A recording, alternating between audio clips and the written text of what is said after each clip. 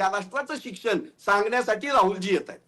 बरं, मला एक सांगा अजितजी, एका बाजूला विद्यार्थ्यांचं भवितव्य आणि त्याची सरकार किंवा सत्ताधारी आणि विरोधक काळजी घेत आहे असं दाखवलं तरी जातं, मात्र विद्यार्थ्यांचे मूळ प्रश्न हे बाजूला सारून कुठेतरी होणारं राजकारण हे त्रासदायक ठरताना दिसतं. कारण ज्यावेळेला विद्यार्थी विद्यार्थिनी आपल्या सोशल मीडियावरती व्यक्त होताना दिसतात त्यावेळेला कुठल्याही प्रकारचे रेस्ट्रिक्शन्स नाहीये. मात्र अशा कार्यक्रमांना जात असताना त्या ठिकाणी नेमकं काय घडणार आहे असं तुम्हाला वाटतं? आणि जी प्रश्नांची सरबत्ती हनुमंत पवार यांनी केली त्याला आपण उत्तर देणार आहात का? मुख्यमंत्री, पंतप्रधान हे विद्यार्थ्यांशी संवाद साधताना दिसतील का? दिल्लीमध्ये कार्यक्रम झाला, IIMच्या मुलांच्या समोर पंतप्रधान, IITच्या मुलांच्या समोर पंतप्रधान, या देशाचे पंतप्रधान या देशाकरता प्रकल्प उभ्या करणाऱ्या मजुरांचे सोबत आपल्याला कार्यक्रम करताना दिसतात, विद्यार्थ्यांच्या सोबत कार्यक्रम करताना दिसतात. मला तर वाईट वाटतंय की माननीय पंतप्रधान सातत्यानं जे करतायत, माननीय देवेंद्र फडणवीस जी सातत्यानं जे करतायत ते करण्याची वेळ अभिजित दिपके जेव्हा शाळा तपासायला जायला लागले तेव्हा राहुल गांधींना जाग आली आणि राहुल गांधी या मुलांशी बोलायला आले. ती मुलं सुद्धा निवडून मुलं सगळी आमचीच आहे जसं देवेंद्रजी म्हणाले तसं. पण आमचे पंतप्रधान मन की बातमधनं देशवासियांशी बोलतात, या देशामधल्या वेगवेगळे प्रयोग करणाऱ्या लोकांना समोर आणतात. आपण राष्ट्रीय पुरस्कार जे पद्मश्री, पद्मविभूषण आणि इतर सगळेच राष्ट्रीय पुरस्कार, या राष्ट्रीय पुरस्कारांमध्ये आपण बघितलं पूर्वी कोणाला मिळत होते? या गांधी राजघराण्याच्या जवळ असणारे त्यांचे डॉक्टर, अभिनेते, त्यांचे मित्रमैत्रिणी, त्यांच्याकरता खोटा इतिहास लिहिणारे यांना ते पुरस्कार मिळत होते. मोदीजी आल्यापासून सातत्यानं या देशासाठी काम करणाऱ्या शेवटच्या घटकातला माणूस, शेतकरी, आदिवासी, गोरगरीब माणूस ज्याच्यापर्यंत कोणी पोचत नव्हतं, पालघरचे तारपावादक धिकल्या भिंडांना मिळालेला पुरस्कार त्याचं या वर्षीचं उत्तम उदाहरण आहे. असं दरवर्षी होतंय, सातत्यानं होतंय.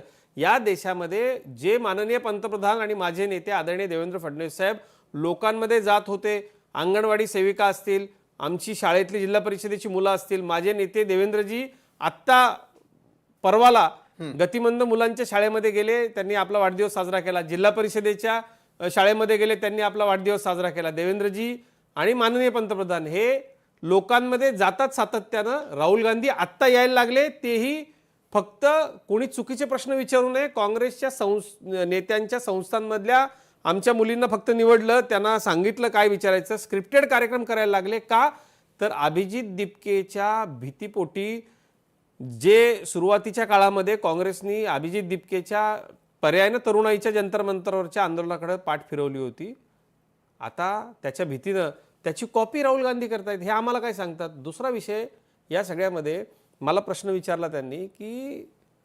सातत्यानं या देशामधल्या तरुणाईला उत्तम दिशा देण्याचं काम माझे नेते आदरणीय नरेंद्र मोदीजी करतायत.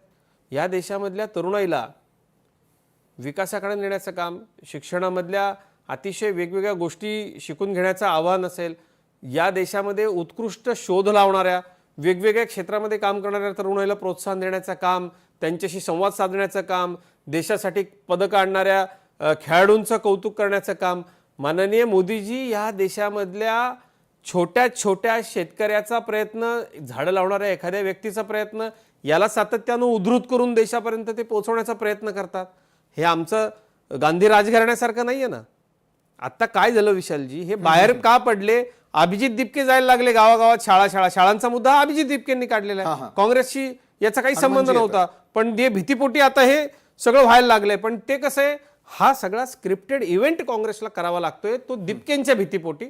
आम्ही तर हे आधीपासून करतोय, म्हणजे ज्यावेळेला आमची सत्ता नव्हती आम्ही लोकांमध्ये काम करत होतो. आणि हे आम्हाला काय सांगतात संस्था, आमच्या विचाराच्या संस्थांमध्ये आपण कधीतरी या, मी आपलं स्वागत करेन. आमचे कार्यकर्ते जे शाळा चालवतात ते दिसेल आपल्याला.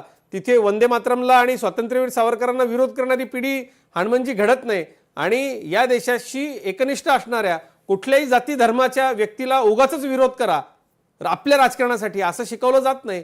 सर्व जाती धर्मांच्या सोबत राहून आपल्याला देश घडवायचा आहे, सबका साथ सबका विकास, हे सांगणाऱ्या पंतप्रधानांचे आम्ही कार्यकर्ते आहोत. त्यामुळं आपण आपल्या मनामध्ये अशा पद्धतीच्या आकस भावना ठेवून फक्त विशिष्ट लोकांनाच कार्यक्रमाला बोलवायचं आणि स्क्रिप्टेड कार्यक्रम करायचा असं करू नका. बरं अजितजी, तुम्ही प्रश्नांची उत्तरं दिली, त्याचबरोबर आणखी काही प्रश्न उपस्थित करत हनुमंत पवार यांच्या प्रश्नांमध्ये आणखी एक भर घालत मी पुढे जातो, कारण शेवटची वेळ आहे, शेवटचं सेगमेंट आहे.